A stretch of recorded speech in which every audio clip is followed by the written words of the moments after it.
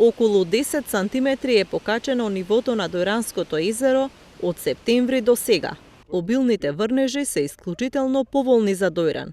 Злате Талески, наблюдувач на Дојранското езеро на Управата за хидрометеоролошки работи, вели дека нивото се уште ќе се качува, бидејќи врнежите не се престанати.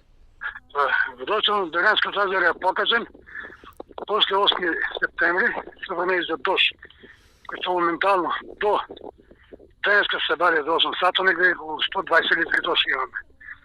Врнежи и покачување на нивото од 10 сантиметри. Сега е 180, а може би е повеќе, тоа што дуа ветер не може да се измери точно колку е. А има тенденција на покачување уште.